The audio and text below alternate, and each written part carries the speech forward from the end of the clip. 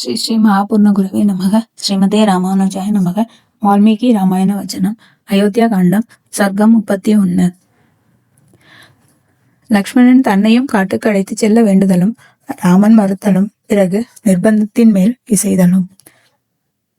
இப்படி ராமனுக்கும் சீதைக்கும் நடந்த சம்வாதங்கள் அனைத்தையும் லக்ஷ்மணன் கூடவிருந்து கேட்டவன் ஆதலால், தன் மனதுக்கு இனியவளான சீதையே அழைத்து போக மனமில்லாத ராமன் என்னை எப்படி அழைத்து போக சம்மதிப்பான் என்று மனம் கசிந்து தமையனது பாதங்களை கெட்டியாக பிடித்து கொண்டு புருஷகாரமாய் பிராட்டியை முன்னிட்டு கொண்டு ராமனை நோக்கி, நீர் காட்டிற்கு சென்றால் உமக்கு பலவிதமான கஷ்டங்கள் நேரிடும்.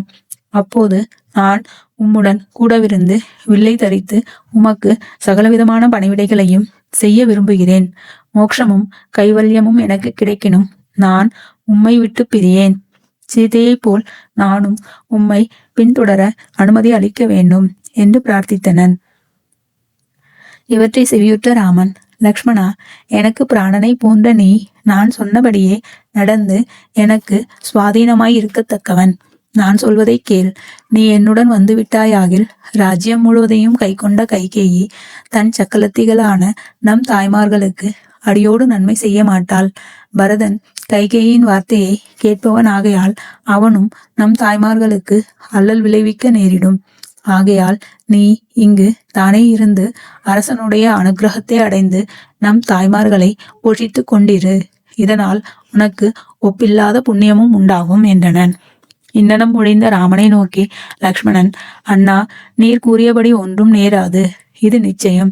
ஏனெனில் பரதன் மிகவும் நல்ல குணமுடையவன். நீர் ஊகிக்கிறபடி அவன் தவறு செய்ய மாட்டான். ஆகையால் நான் உம்முடனிருந்து உமக்கு குற்றேவல்களை செய்து கொண்டு வாழும்படி அருள் புரிய வேண்டும். உமக்கு சகலவிதமான பணிவிடைகளையும் செய்து கொண்டிருக்க வேண்டும் என்பதே என் விருப்பம் என்றனன்.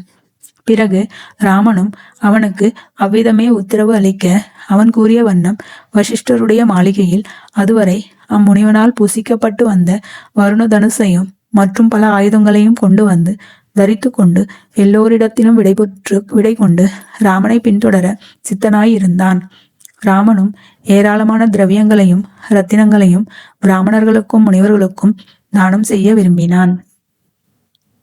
ராமன் கதை கேளுங்கள், ஸ்ரீ ரகுராமன் கதை கேளுங்கள்.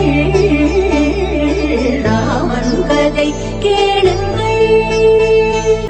ராமாய ராமபத்ராய ராமச்சந்திராய நமः.